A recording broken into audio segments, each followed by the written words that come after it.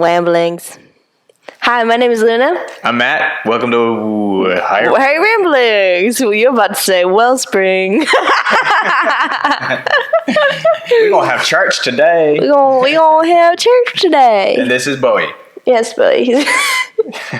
So, today, I'm going to try to talk like you do. More I was told calmly and closer to the mic. So I speak naturally very loudly, and as you've seen it, if you watched our other podcasts or listened to them, there's a lot of echo. I turned down my mic, but I'm still incredibly loud. I talk like you, actually. Toa caught this when he was listening to our podcast, his son, and I breathe every sentence into the mic. Just the... And I do that? Well, I just caught you when you started talking like me. When you were talking like me, you went... So I need to, whenever I breathe, I'm just going to move away. I'm not going to point out my weird things that I do because then everybody's going to pay extra attention to them. I already try to go through when I preach on the weekend, and then we go through and edit the messages. It's so hard not to cut out every little snippet where I do something that annoys me. Like laughing. I laugh at myself a lot. I've gotten better. A little bit. Not a lot. Not a lot. So today I'm going to try to speak calmly and directly into the mic. Oh, that's weird. Yeah. Every time I listen to you, I think, man, she's being too quiet. But then you come out great on the mic. I'm a very... I don't know, whenever I talk on the mic, I tend to calm myself and become slow. All right, well, let's have a calm podcast today. We're going to talk about a very calming subject. Yeah, what are we going to talk about today, Matt? What are we going to talk about today? Ooh, that was weird that I used your first name. Pastor Matt, what are we going to talk about today? Father. Today, we're going to talk about... Last week, we talked about letting go, right? We talked about white knuckling. Yup. And we talked about holding on to things so tightly that our knuckles were popping out, and how we needed to release those things and let go of them, right? Yeah. And we finished up last week by talking about, just briefly, that you actually needed to hold on to something. And what was that something? What is it? Integrity. Integrity. Hold on to your integrity. And we wrapped up last week with a couple quotes from the story of Job. And if you guys remember, we first mentioned a comment by Job's wife. It was pretty extreme. But she said, yeah. Not the best Job was thing having to a really say. hard time, and his wife, in the most encouraging way humanly possible, came up to him, and she said in Job 2:9, "Do you still hold fast to your integrity? Curse God and die." Wow. Oh, man. Your mom has told me some hard things in my life, but so far she has not told me to curse God and die yet. Yeah, not quite yet. But Job 27:3-6, Job says, "As long as my breath is in me and the Spirit of God is in my nostrils, my lips will not speak falsehood and my tongue will not utter deceit. Far be it from me to say that you are right. Till I die, I will not put away my integrity from me. I hold fast my righteousness and will not let it go. My heart does not reproach me for any of my days." Dang. Wow. My heart does not reproach me for any of my days. Reproach. That means his heart doesn't judge him as doing anything wrong or wicked for his entire lifespan. He has nothing that he feels guilty about. Wow. I know. Pretty crazy, huh? After everything that Mr. Job has gone through. Right. Wow. Right. So, we're going to talk about integrity. What do you think of when you hear the word integrity? What do you think of when you hear the word integrity? Honest and upright is what I think of when it comes to integrity. And I even Googled to see what the true definition is. One of them was to remain whole and undivided. Whole and undivided. What does that sound like? To remain... What is that? There's a Hebrew word. Does that remind Shalom. you of something? Shalom, right? It means whole, nothing missing, nothing lacking. Right? Isn't that interesting? Yeah. Integrity is similar to Peace. shalom. Peace. Peace, Shalom. which we translate as peace, right? Yeah. Yeah. Right? Bowie knows. Yeah. So go ahead. But it's the being a upright follower of Jesus, remaining whole in him, seeking freedom consistently, always, and knowing that, God is the firm foundation. That's good. And being undivided in that. Undivided. And undivided in your heart. That was kind of what Job was saying. When his heart doesn't judge him and find anything wrong, it's because he has a sound heart. His heart, his thoughts, everything lines up. His actions, it all lines up. And that's when I think of integrity, the first thing that comes to mind is when you're talking about like building something and you talk about its integrity. Like I think of Japan. Japan has constant earthquakes. Yeah.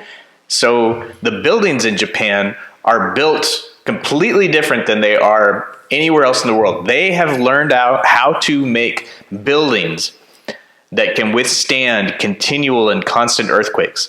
And they have earthquakes that go back and forth. So you'd have to construct a building that could sustain that, survive that. And then they also have earthquakes that go up and down. So up and down and back and forth. And most of our buildings in the United States would not survive in Japan. But in Japan, again, they have constant earthquakes. I've been there. Every time I've been there, they've had earthquakes. And I'm not used to it because we don't have a lot of earthquakes in Texas. Tiny ones, yeah. We have had a few, depending on where you live in Texas, but nothing like that. So usually in Japan, an earthquake will hit and I'll be like, whoa! And everyone else does just carry on. Nothing different, nothing abnormal. And we've even been there for some massive earthquakes. According to my standards, I mean like 6 on the Richter scale. And like everybody else is just standing on a massage chair. It's fine. Yeah. Your mom, I remember one time you guys went without me. And their mom, Sako, she'd gotten used to living in the United States and had grown comfortable with not being shaken all the time. And one time she was there with just the kids, and were you guys still little then?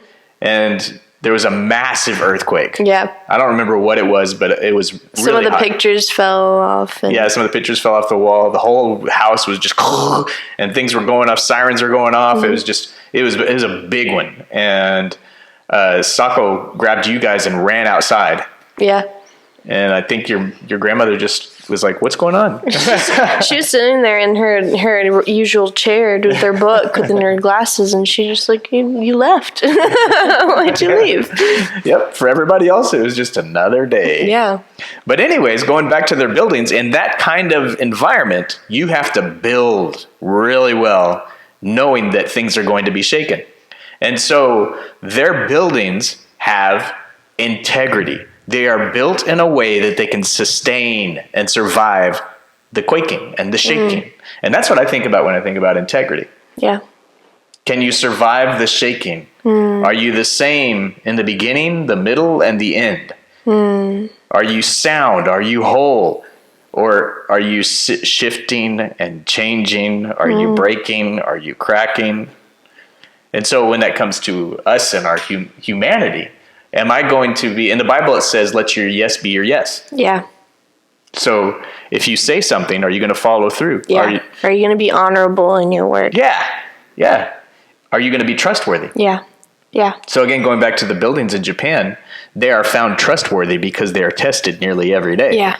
Are you and I going to be trustworthy as we face the daily and continual testing that comes in this life? Yeah. Am I going to be the same person over here that I am today? Are people going to be able to count on me that what I say I'm going to do? And that's one way to look at integrity. Yeah. Yeah. I mean, even just like catching myself when I say like I make a promise or I stay true to my word, always following through. and not being flaky about it. Yeah. You know? And so like there are moments where I'm like mentoring to somebody, or I'm just like saying, hey, like we need to get coffee. Like I have to like be consistent and be like, hey, I promised that I was going to do this. I'm going to follow through. Even though like there's tough times where I'm like, I really don't want to do this right now. Yeah, right.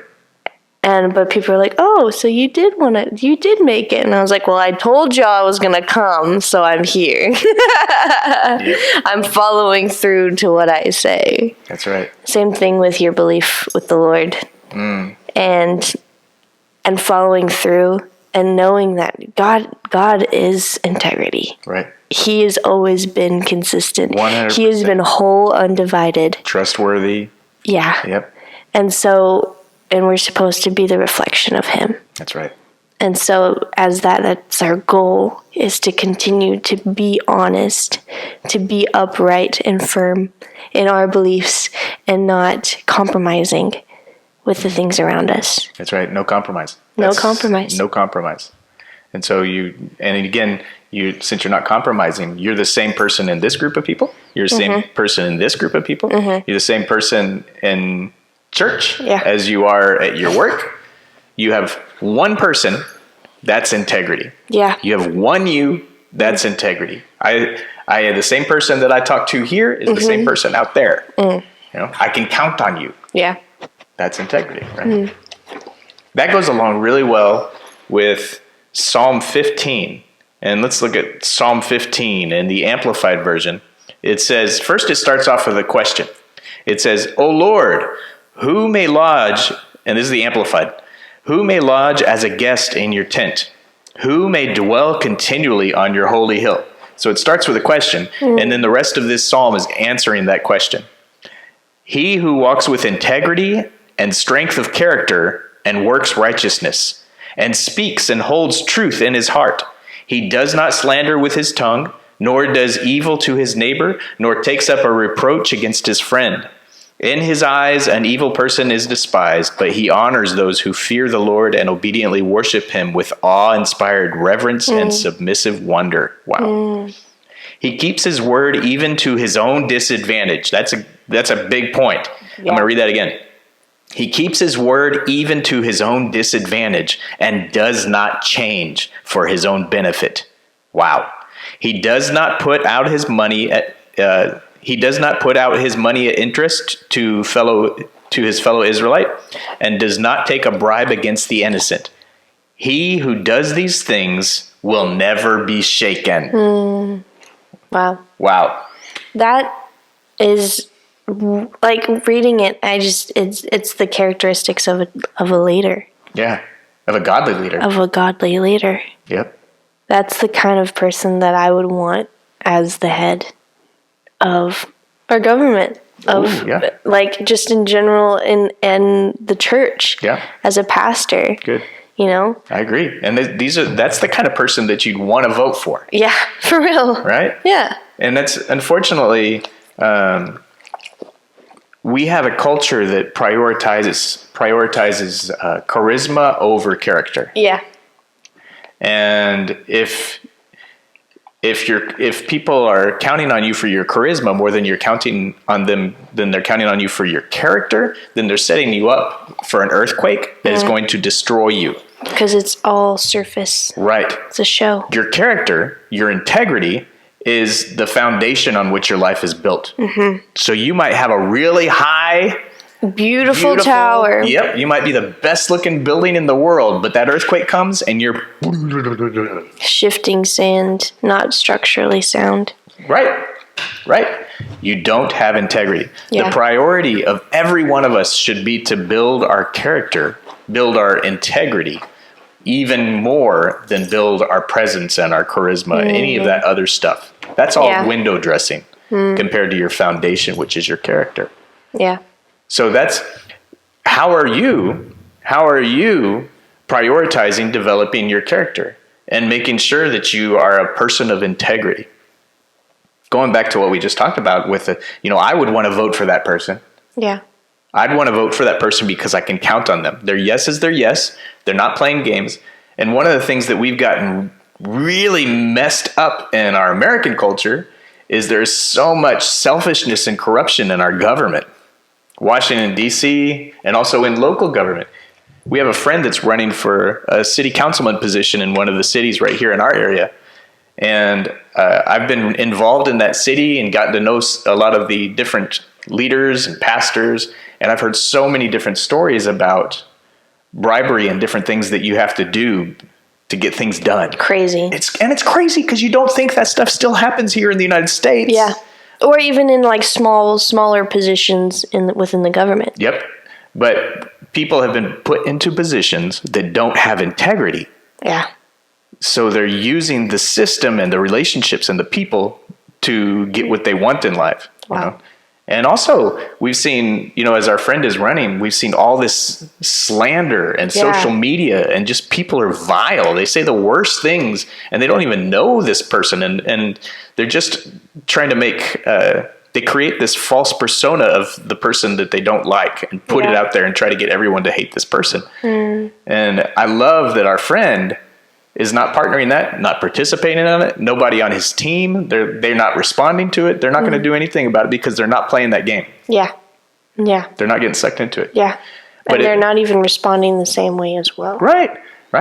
They're just trying to walk in a manner of integrity. Yeah, that's good. Yeah. So how does that also apply to us in our daily lives? Yeah. What do you think? I mean, going back to even just looking at that scripture in Psalms, that being kind of your goal is to always remain upright, knowing your passion for the Lord and knowing your identity in God and in Christ. But then also, it talks about he doesn't slander with his tongue. He speaks and holds truth in his heart, and he works in righteousness, and he honors those who fear the Lord, but he also despises what is evil. I think that is so important. That's right. Is not being okay with evil. That's not right. Being okay with the things that are against the Lord. And being firm in that. Because we tend to kind of be like, it's not me. They do them, Yep. And we've heard over and over again, the whole thing, do not judge, don't be judgy. Yeah. But the problem is, if nobody's being judgy, then nobody's being discerning. And nobody is separating right from wrong. No one is correcting. Yeah. And if there's no correction, there's no growth. Yeah. And we are to judge the church. And I feel like this, as what we are supposed to be with integrity, a person of character, to hold that within the church as well, as this is what the church should look like. Yeah. Operating. Right. And this is see, I really like the part where it says that he honors the ones who fears the Lord and obediently worships him in awe-inspired reverence and submissive wonder. I don't think the submissive wonder that's cool. I like that wording. Yeah. Being so low under the Lord, but in so much awe and in wonder in him. And true submission is actually connected to the awe. Wow. Because when you recognize how, I pushed my mic away. When you recognize how awesome God is, you can't help but want to, well, first of all, you recognize how small you are in comparison to him. He's massive and mysterious and huge and wonderful. And we want to submit to that amazingness. Yeah. Why wouldn't we? Yeah. I want to be under that guy. Yeah. Whenever you look at somebody with integrity, you're like, yeah, I would work for this one. Yeah. I would like to follow this one. That's right. And you also get a sense of that's a safe place. Yeah. That person's life is a safe place. Yeah. They've been through the quakes and they're still standing. They're the same today as they were yesterday. They have a good track record. I feel safe investing in this person and being connected to this person and partnering with this person, right? Yeah. Jesus. Yes. And he's our model. Yeah. He is the perfect integrity. Yeah. And we want to look at him and follow him and pursue him and be Yeah. more like him and be in wondrous awe of Yeah. him. What was it? Submissive wonder. Submissive wonder Yeah. of Jesus. Yeah. Yes, Lord. Wow. Yes, Lord. So men and women of integrity are being built to withstand the quakes of life. Yeah. As we pursue a life of integrity, as we pursue a foundation of character, we are actually preparing ourselves for the shaking that is coming, will come, has come, will continue to come. And I just want to encourage all of you that are watching this, more shaking is coming. Mm-hmm. Yeah. Get your integrity ready. Yeah. Because it's your integrity that's going to help you sustain the shaking. Wow. And your integrity is also connected to your faith. Yeah. In the one who you have submissive wonder of. Just trying to find a good spot. That's right. There you go. You found it. That's a good spot. Yeah, it is a good spot. Yeah, and going back to like the word that I had for last week, being trained and operating in a separate room before going into the big arena as a gladiator and finding the tools and the weapons that you need for this coming season and being kind of isolated and training. And integrity, when you have that integrity within that secret place with the Lord, and then once you're pushed out into the open and everyone can see it. Yes. That the reflection of him and just being just like Jesus. Yeah. I just think it's exciting. Yeah. Yeah. Set your life up to be a consistent reflection of Jesus. Are you going to be perfect? No. Yeah. You're not going to be perfect. Nope. But God's not looking for perfection. Thank God that Jesus took care of that. He's covered us with his blood. So in the sight of our Father, we are perfect. Yeah. That's amazing. Yeah. But in the life, we're still naturally walking this thing out. Yeah. And he's not looking for perfection at this point. He's looking for passion. Passion for him. Yeah. Eyes upon him, hearts after him. Yeah. And even just like thinking about us as followers, like in my life, there's so many moments where I've wanted to quit leading worship and doing worship, and you've witnessed a lot of them. But submitting to the Lord and knowing how much of a privilege it is to be in the position that I am in, and even catching myself and not even like speaking ill of my position. And holding that integrity and saying like, this is what an honor, what a privilege. This isn't work for me. This isn't just something that is like suffering for me. This is a true honor to be in the presence of the Lord and worshiping him in awe and wonder. Yeah. And if I ever feel like, oh, this feels like work, like I'm just doing it just to obey him, that's a wrong heart right there. Saying it's not like I'm not doing this because it's like it's not fun for me, but I'm doing this because I have to. But realigning your heart and saying, God, like, what an honor to be in this position. Thank you for putting me in this position. Any position that we get, but always honoring that. Right. And going back to starting with a blessing and end with a blessing. Being honorable in that sense, wherever you are positioned in when God puts you somewhere, and do it with a joyful heart. That's right.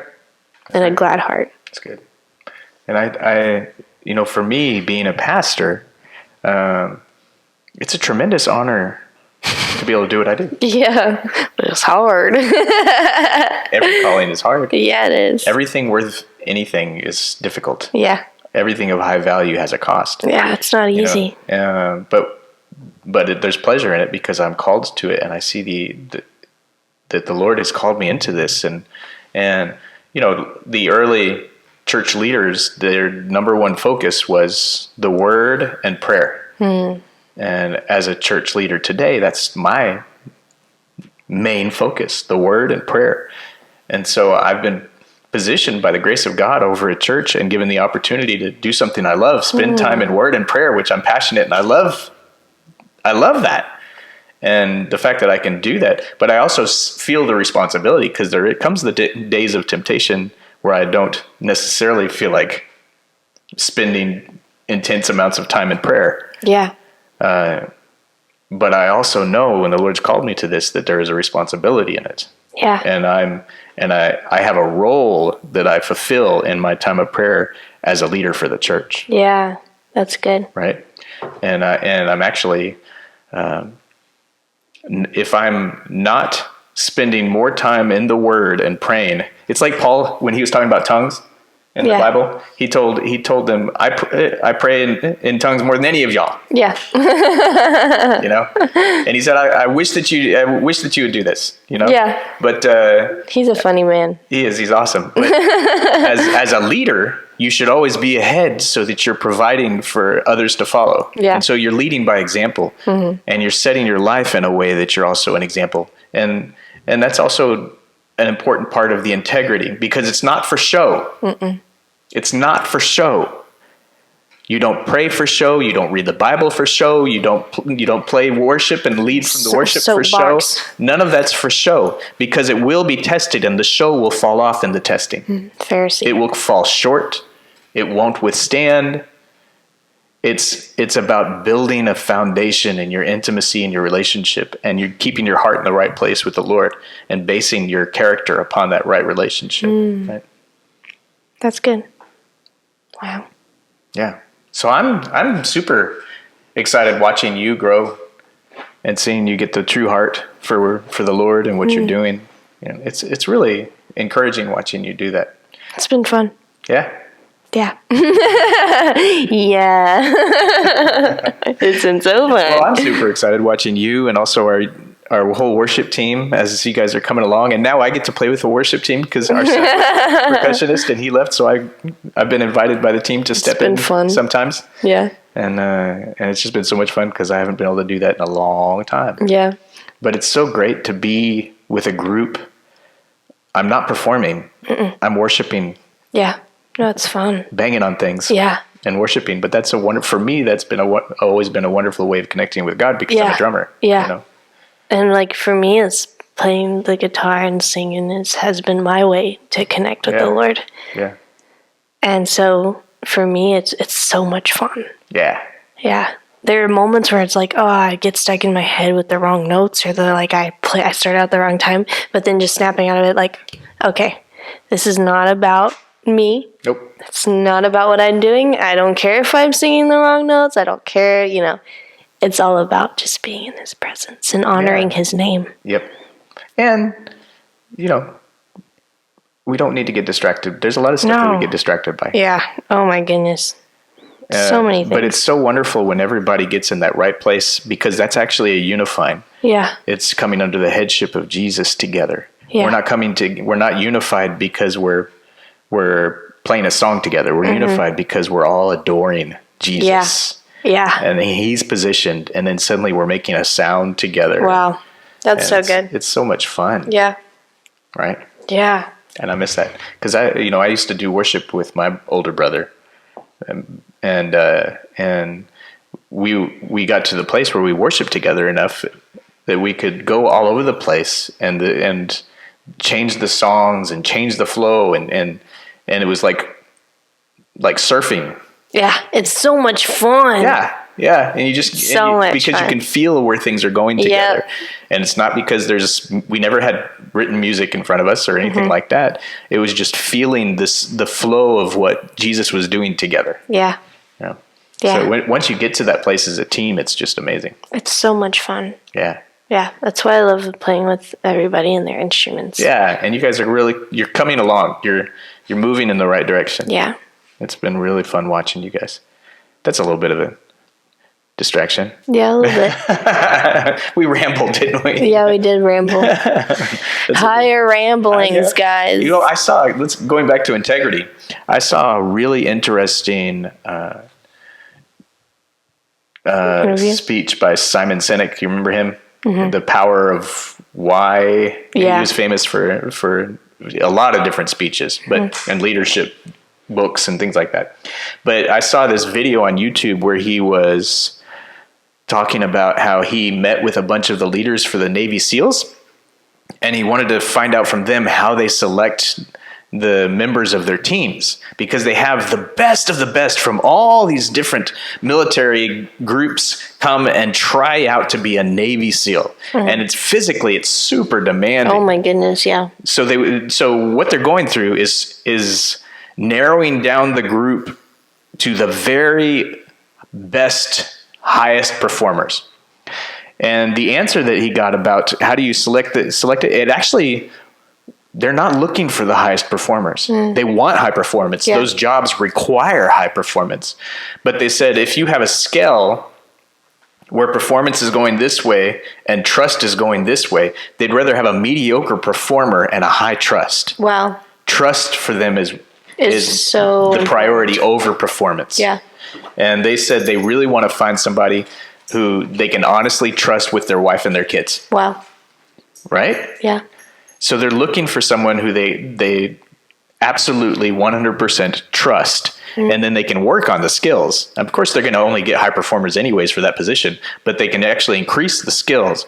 But you want a strong foundation of trust. Yeah. So you're looking for trustworthy people. You're looking for integrity. You're looking for character. Is this person going to be the same when we get in the firefight as they are before the firefight?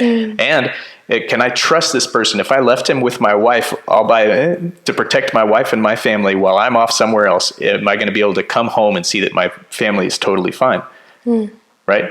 And so like the Navy SEALs, they get high performers, but they put trust before they put even performance. And it's very interesting because if you look at our business world, often we put performance above trust. And that's why we have so much corruption and we have, failures in the system. And the same thing is with our government. We say that we're looking for high performers, but we're not looking for trustworthy. Wow. Yep. And so we have people in positions, and of course these people fail. And we've done the same thing in churches. So over and over again, we've seen character failures in our leaders. Yeah. How does that happen? Because we valued performance over trust. The charisma over trust. Yep. Wow. Yep. I need to use this. So I want to encourage you guys, you know what? Be good at something. Work hard, get your hours of training and practice in. Those are all very valuable, but more valuable than your performance is your character. Wow. Do you have integrity? Is your yes, yes? When you schedule to meet with someone, do you show up? Are you there when things get difficult and when things are easy? When they're fun and when they're challenging? Can people count on you? Wow. Wow. Yeah. Integrity. Integrity. What's the assignment? What is the assignment, Luna?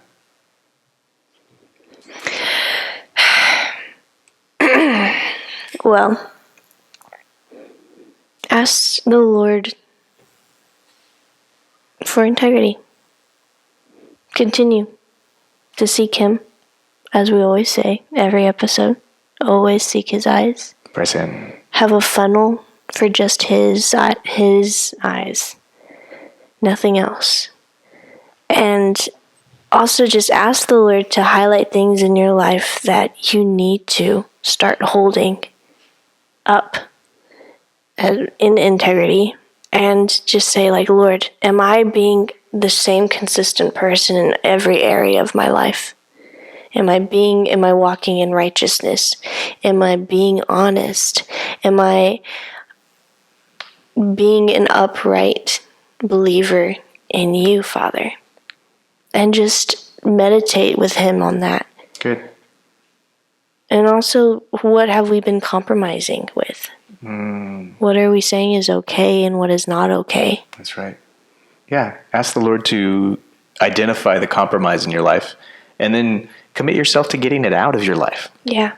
And I think also pay attention to the alignment of your life.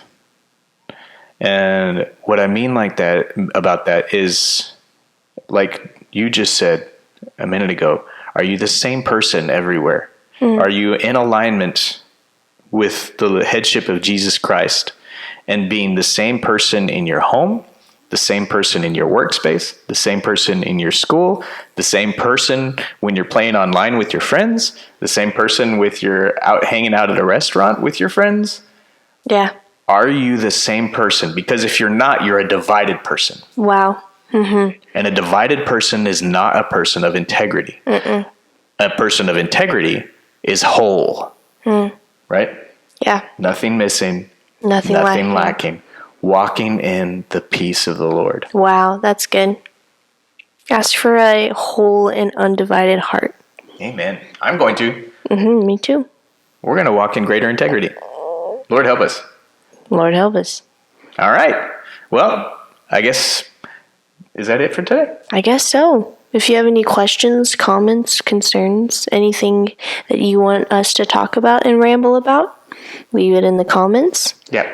And also help us get this podcast out. Share it with your friends. Make sure if you're watching this on YouTube, make sure you like, subscribe, and help us grow the messages that we're getting out there. And if you don't agree with our messages, let us know. Comment. We can take it. We're big boy and girl. We have integrity.